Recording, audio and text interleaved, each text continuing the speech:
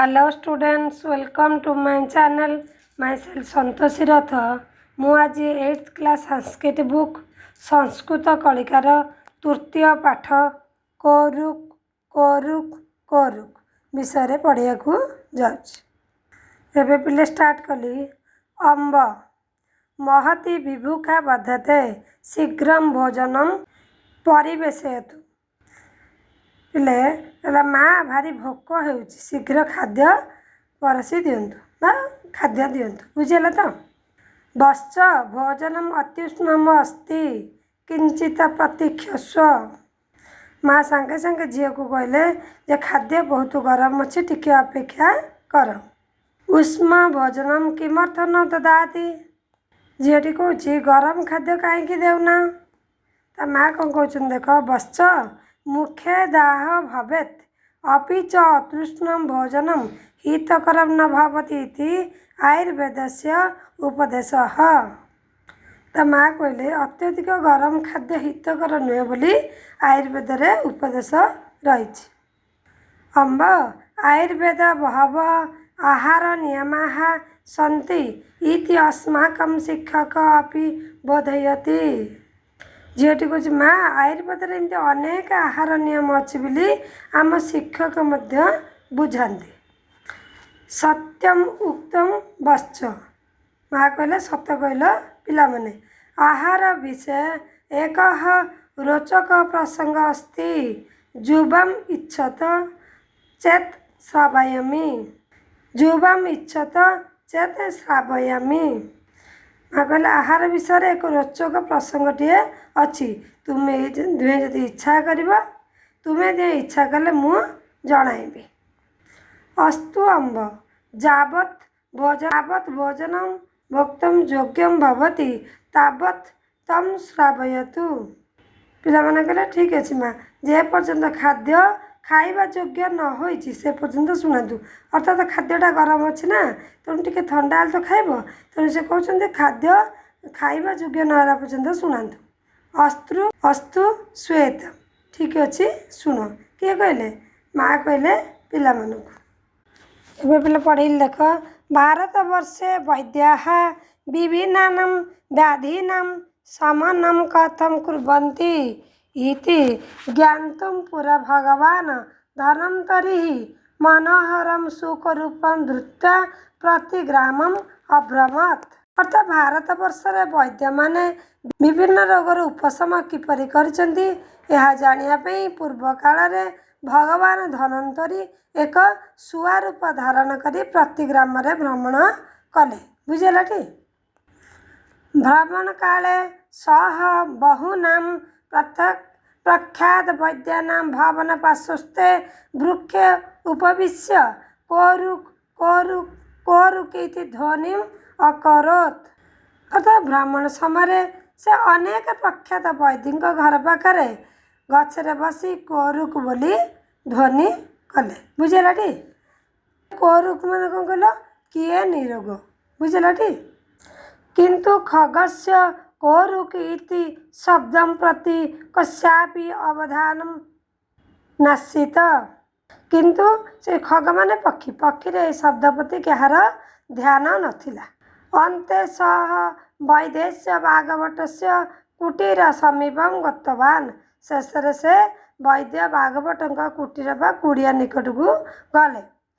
तत्र विशाले प्रांगणे स्थितं पुष्पतरुम् आरुह्य सुमधुर स्वरेण कोरुक कोरुक कोरुक इति शब्दम् अकरोत्। सेठार एक बड़ अगणारे थिबा फूल गछरे बसी से सुमधुर स्वर रे कोरुक कोरुक कोरुक बोली शब्द कले। बुझेला तो अर्थात पिले भारत वर्ष वैद्य माने विभिन्न रोगर उपशम करछंती यह जानिया पई पूर्व काल रे भगवान धन्वंतरी एक मनोहर सुआ रूप धारण करी प्रति ग्राम रे भ्रमण कले। भ्रमण समय अनेक प्रख्यात वैद्य घरे पाखर थिबा गछरे बसी कोरुक कोरुक कोरुक बोली ध्वनि कले। किंतु पक्षी रे शब्द बोली कहार ध्यान थिला। शेष से वैद्य भागवत कुड़िया निकट को गले। सेठार एक बड़ अगणा थिया फूल गछरे बसी सुमधुर कंठरे कोरुक कोरुक कोरुक बोली शब्द कले। मधुराणां वाणीं श्रुत्वा चिकित्सा निरतः भागवतः प्रांगणम् आगत्य सर्वासु दिक्षु अपश्यत्। मधुर वाणी शुणी चिकित्सा रे व्यस्त थिया भागवत अगणा गसी चारिआड़ की चाहिए। बुझलाटी अर्थात चारि दिग को चाहिए। क्षणात् भागवत मनोहरम तम सुखम अपश्यत्। क्षणक मध्य भागवत से सुंदर शुआ को देखिले। सार्थकम मनुष्य ध्वनि कुर्वन्तं सुखम दृष्ट्वा विस्मित भागवत चिंतितवान् नायम लौकिकः खगः। अर्थात मनीष पर स्पष्ट शब्द करुवा शुआ को देखि आश्चर्य होई भागवत चिंता कले यह एक साधारण पक्षी नुहे। ए चिंता कले ना भागवत एषः निश्चयेन कश्चन देवविशेष अस्ति। ए निश्चय कौन सी देवता अटंती बोली भागवत चिंता कले। सह झटिति तस्मै विहंगाय मधुराणि फलानि समर्थितवान् परन्तु सह खगः फलानि न गृहीत्वा पुनरपि तथैव कोरुक् कोरुक् कोरुक् इति प्रश्नस्वरेण शब्दं करोत्। से शीघ्र से ही पक्षी को मीठा फल खाइबा को देले। के देले ना भागवत किंतु पक्षीटी फल ग्रहण न करी पुणी से भली कोरुक कोरुक कोरुक बोली प्रश्न स्वर कला। बुझेलाटी देख मु कही दूची भल कि पिला देख मधुर वाणी शुणी चिकित्सा व्यस्त थिया भागवत अगाण को आसी चारिआड़ की देखिले। क्षणक मध्य भागवत दृष्टि शुआ को उपरे पड़ा। बुझेलाटी मनीष परी स्पष्ट शब्द कथुआ शुआ को देखि आश्चर्य होई भागवत चिंता कले यह एक साधारण पक्षी नुहे। ए निश्चिंत कौन सी देवता अटंती। से शीघ्र से पक्षी को मीठा फल खाइबा को देले किंतु पक्षीटी फल ग्रहण न करी पुणी से भली कोरुक कोरुक कोरुक अर्थात किए निरोगी किए निरोगी किए निरोगी बोली प्रश्न स्वर शब्द कला। एबे नेक्स्ट पैराग्राफ देखिबा। अथ वैद्यः भागवतः अचिन्तयत् यत् यावत् खगः स्वप्रश्नानाम् उत्तराणि न प्राप्नोति तावत् अयं भोजनं न वाञ्छति इति। तापर भागवत भाविले जे पर्यंत पक्षी निज प्रश्नर उत्तर न पाई से पर्यंत ए खाद्य इच्छा करूना खाद्यर वंचित रहिब। ततः सह अचिरादेव सूत्ररूपाणि त्राणि उत्तराणि आददात् हितबुक् मितबुक् ऋतुबुक् इति। तेणु से शीघ्र सूत्र आकार तीनोटी उत्तर हितबुक् मितबुक् एवं ऋतुबुक् कहले। अर्थात से अचिरादेव सूत्र जो तीनोटी उत्तर देले हितबुक् मितबुक् ऋतुबुक्। तेणु से शीघ्र अचिरादेव सूत्र आकार तीनोटी उत्तर देले हितबुक् मितबुक् ऋतुबुक्। समुचितम् उत्तरं श्रुत्वा अत्यन्तं प्रीतः सः शुकः भागवतेन अर्पितानि फलानि खादितवान्। तो सठिक उत्तर शुणी अत्यंत खुशी होई से शुआ भागवत द्वारा दिया फल खाइला। नेक्स्ट पैराग्राफ पिले पढ़ा। तेरे पिले देख भल कि तापर वैद्य भागवत भाविले जे पर्यंत पक्षी निजर उत्तर न पाई से पर्यंत से खाद्य इच्छा करूना खाद्य ग्रहण करूना। तेणु से शीघ्र सूत्र आकार अचिता तेणु से शीघ्र अरिचा देव सूत्र आकार तीनोटी उत्तर को देले हितबुक् मितबुक् ऋतुबुक्। ठीक उत्तर शुणी अत्यंत खुशी होई शुआ भागवत द्वारा दिया फल खाइला। बुझेगा तो पिले। नेक्स्ट पैराग्राफ पढ़ा। ततः शुकरूप धन्वन्तरी भागवत से उक्तवान् वत्स अहम धन्वन्तरी अस्मि। तापरे ଶୁଆ ଧନନ୍ତରୀ को बाघ तापरे सुख रूपी धनवंतरी भागवत कहले बश्च मु धनवंतरी अटे। उत्तरस्य वैद्यस्य अन्वेषणां भारतस्य सर्वत्र परिभ्रमणम् अत्र समागतः। तेणु उत्तर वैद्य सन्धान उत्तम उत्तमस्य वैद्यस्य अन्वेषणानां भारतवर्ष सर्वत्र परिभ्रमणम् अत्र समागतः। कौन कहल देख उत्तर वैद्य उत्तम वैद्य सन्धान पाई भारतवर्ष सबुआड़े घूरी बुली एठाकू आसी। कौन कहले धनवंतरी देख उत्तम वैद्य सन्धान पाई भारतवर्ष सबुआड़े घूरी बुली एठाकू आसी। तब उत्कृष्टेन आयुर्वेद ज्ञानेन अहम अतीव संतुष्ट अस्मि। तुम्हारा उत्कृष्ट आयुर्वेद ज्ञान रे मु अत्यंत संतुष्ट।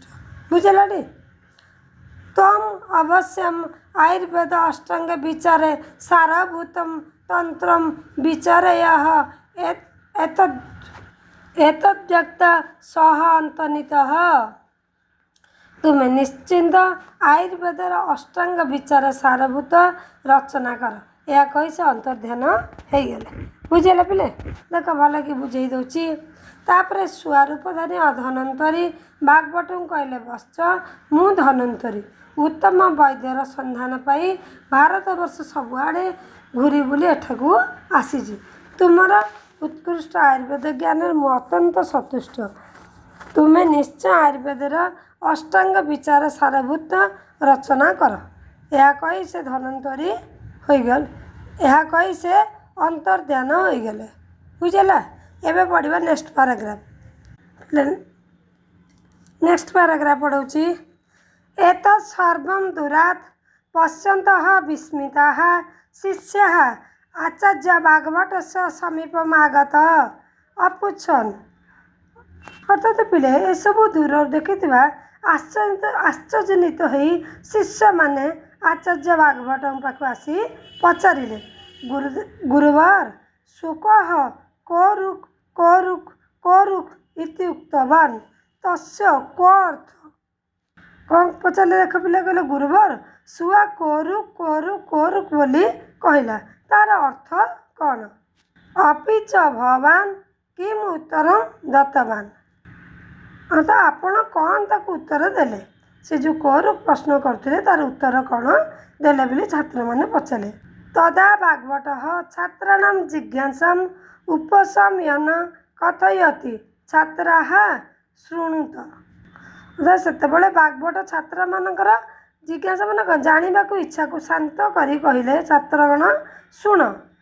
एषः सुकः वदति यत् कः अरुक् अर्थात कः सुस्थः निरोगः वा वर्तते। तो कहले छात्रगण शुण यही शुआ कहूला जे किए अरुक् अर्थात किए सुस्थ बा निरोगी अटे। तदा मया उक्तम जह हितभुक्त मितभुक् ऋतुभुक् च सह सर्वदा सुस्थ भवति। तेणु सेतेबेले मु कहली जी हितभुक् मितभुक् और ऋतुभुक् अटे से ही सर्वदा सुस्थ अटे। बुझलाटी से ही सर्वदा सुस्थ रुहे। देख पिले आटे भले कहीदे दूर देखुवा छात्र मैंने आश्चर्यजनित हो आचार्य भागवत पाखक आसी पचारे गुरुदेव शुआ कोरु कोरु कोरुक बोली कहला तार अर्थ कौन आपण कौन उत्तर देले। सेतेबेले भागवत छात्र मानू जानापी इच्छा को शांत करी कहले छात्रगण से यही शुआ कहूला जे किए आरुक अर्थात किए सुस्थ बा निरोगी अटे। सेतेबेले मु कहली जी हितभुक् मितभुक् ऋतुभुक् अटे से ही सर्वदा सुस्थ रुहे बोली कहली। बुझेलाटी। तब नेक्स्ट पैराग्राफ पढ़िबा। देख छात्राः पुनः जिज्ञासाया अपुच्छन् आचार्य हितभुक् मितभुक् ऋतुभुक् इति एतासां कः आशयः। अर्थात छात्र मैंने पुणी जाना इच्छा कहे पचारे आचार्य ये जो हितबुक मितबुक ऋतुबुक कहल एगुड़िकर अर्थ कौन।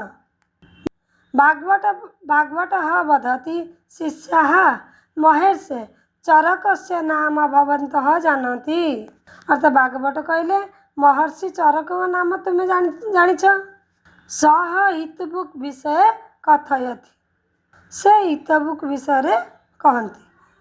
देख से कौन कहते श्लोक आकार दे दी तत् नित्यं प्रयुञ्जिता स्वास्थ्यं जेनानुवर्तते अजातानं विकाराणामनुत्पत्तिकरणं च जत्। देख से श्लोकटा को तले केते सुंदर एक्सप्लेन कर देइचंदी।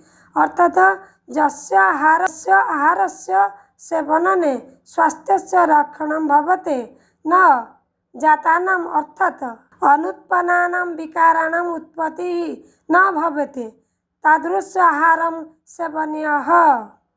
अर्थात पे हितबुक विषय कहते प्रत्येक दिन खाद्य खाइबा उचित जहाँद्वारा स्वास्थ्य भल रहे एवं शरीर में नुआ रोग बा विकार सृष्टि हुए नहीं। अर्थात जो आहार सेवन द्वारा स्वास्थ्य रक्षा हुए एवं अजात अर्थात जो विकार गुड़िक ए जा उत्पन्न हो नहीं विकार मानक रोग जो रोग गुड़िक एपर्यंत रोग उत्पत्ति हो नहीं ताहार उत्पत्ति हुए नहीं से बड़ी आहार सेवन करने उचित बोली कहले। बुझेगा पिला पुणी देख पिला आउ थे बुझे दूची छात्र मैंने पुणी जानिबा इच्छा पचारे आचार्य ये हितबुक मितबुक ऋतुबुक एगुड़िक अर्थ कौन।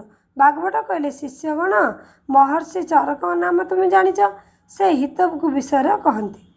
प्रत्येक दिन से ही खाद्य खाइबा उचित जहाँद्वारा स्वास्थ्य भल रहे एवं शरीर में नुआ रोग व विकार सृष्टि हुए नहीं। अर्थात जो आहार सेवन द्वारा शरीर रक्षा हुए एवं अजात अर्थात जे विकार गुड़िक जो रोग गुड़िक एपर्यंत उत्पन्न होई नहीं तार उत्पत्ति हुए नहीं से भली आहार सेवन करने उचित बोली कहले। बुझेगा तो एबे तापर नेक्स्ट पढ़ा मितबुक विषय कथयति आचार्य। अर्थात मितबुक विषय आचार्य कौन कहले पढ़ा अल्पदाने गुरूणां च लघूनां चाति सेवने मात्राकारम् उद्दिष्टं द्रव्याणां गुरु लाघवे। देख पिले श्लोकटा को केते सुंदर विषय एक्सप्लेन कर देइचंदी। गरिष्ठ द्रव्याणि अपि अल्पमात्रा सेवनेन सुपाच्यानि भवन्ति लघु द्रव्याणि चापि अतिमात्रा सेवनेन हानिकारं यतः मात्रानुसारम् एव खादितव्यम्। अर्थात मितबुक विषय आचार्य कहले जे गुरु पाख बा गरिष्ठ द्रव्य डेरी हजम सहज खाद्य हजम हुए अल्प मात्रा खाइले सहजर हजम होता है एवं लघु द्रव्य शीघ्र हजम हो जाए अत्यधिक मात्रा खाइले क्षतिकारक होता है। तेणु मात्रा बा परिमाण अनुसार खाइबा उचित बोली गुरु बुझे बुझेगा। तो एवं पढ़ा नेक्स्ट ऋतुबुक विषय एवमेव ऋतुबुक विषय उच्यते सेपरी ऋतु विषय कहुई सीता देहाहारात् बलं वर्ण च बध्यते तस्य तुष्टात्मं विदितं चेष्टाहारं व्यवसायम। देख बिले एगुड़ा केते सुंदर पुणी बुझे देइचंदी। अर्थात ग्रीष्म वर्षा शरत शिशिर हेमंत बसंत चेती षड ऋतवः भवन्ति। अर्थात से भली ग्रीष्म वर्षा शरत हेमंत शिशिर ए बसंत ये भली 6टी ऋतु अच्छी।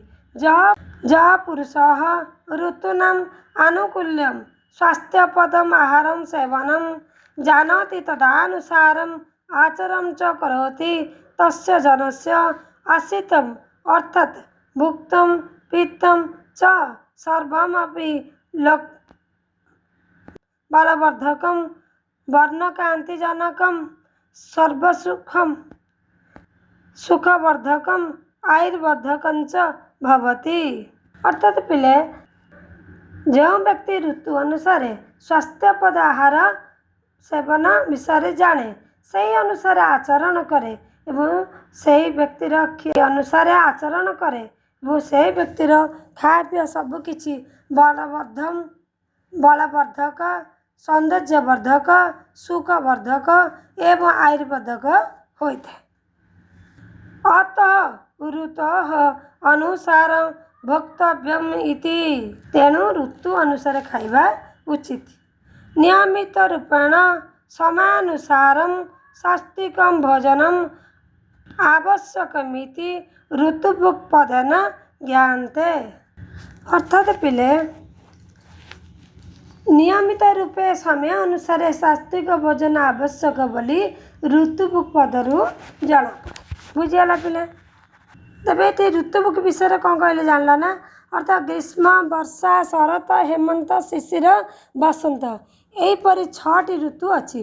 जो व्यक्ति ऋतुर अनुकूल स्वास्थ्यपद आहार सेवन विषय जाने एवं से अनुसार आहरण करे से व्यक्तिर खाद्य सबकि जहाँ से खाए सबकि बलवर्धक सौंदर्यवर्धक सुखवर्धक आयुर्वेदक होता है। तेणु ऋतु अनुसार खाइबा उचित।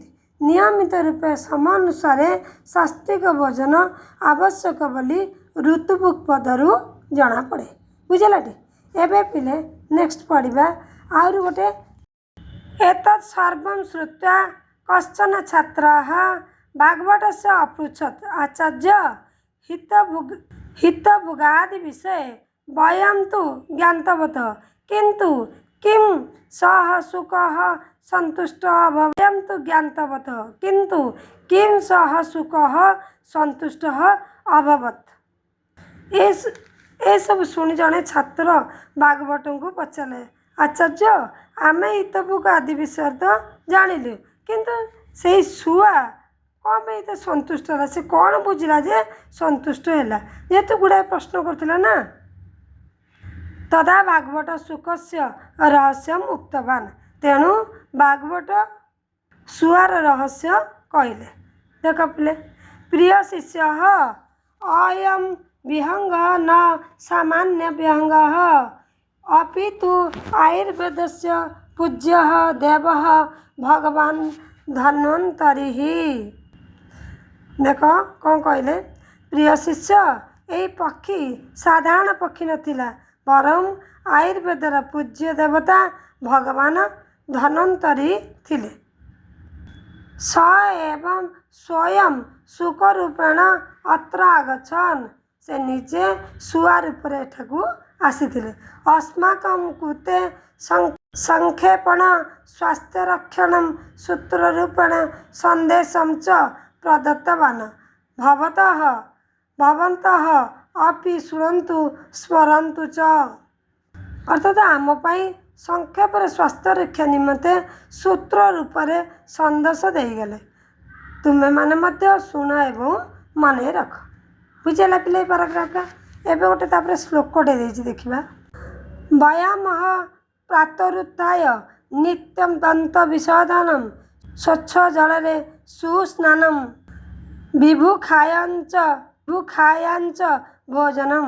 अर्थात पिले सकाल उठी व्यायाम करवा उचित एवं प्रत्येक दिन दांत सफा करवा उचित दांत ब्रश कर ठीक है स्वच्छ जल भल भाव स्नान करवा उचित एवं भोक लगिले खाइबा उचित। ये बुझीगला ना पिले। तापर देछि पिले आरु गोटे श्लोक ता पूर्व देछि अस्माकं ऋषभ नित्यं प्रार्थना अपि कुर्वन्ति। अर्थात आम ऋषि मैंने प्रत्येक दिन प्रार्थना मध्य करन्ति वयम अपि स्मरामः आमे मध्य स्मरण करवा उचित। देख पिले सर्वे भवन्तु सुखिनः सर्वे सन्तु निरामयः सर्वे भद्राणि पश्यन्तु मा कश्चित् दुःखभाग् भवेत्। समस्ते सुखी हुअन्तु अर्थ देख पिले समस्ते सुखी हुअन्तु समस्ते रोगमुक्त बा निरोग रुहन्तु समस्ते मंगलमय दृश्य देखन्तु कहीं जेपरी दुखर भागी न हंतु। विषय पिले बुझीगला श्लोकटीर अर्थ। अर्थात आम ऋषि मैंने प्रत्येक दिन प्रार्थना मध्य करती आमे मध्य स्मरण करवा उचित। समस्ते सुखी हुअन्तु, समस्त रोगमुक्त व निरोग रुहन्तु, मंगलमय देखन्तु, केही जेपरि दुख भागी न हुअन्तु। बुझेला पिला ए विषयटी एबे मु पढ़ेदेली। अर्थात पिला ये पाठरे आयुर्वेद रे खाद्यर नियम एवं स्वास्थ्य उपरे केतोड़े यहाँ बेसिक आधारित होइछि।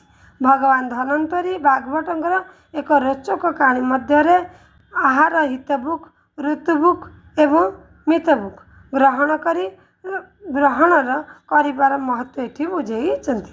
बुझेला पिले अर्थात तेबे आज क्लास टू पिले मुझे रखुची। जदि तुम भल लगे लाइक करिवो, शेयर करिवो, सब्सक्राइब करिवो। Thank you.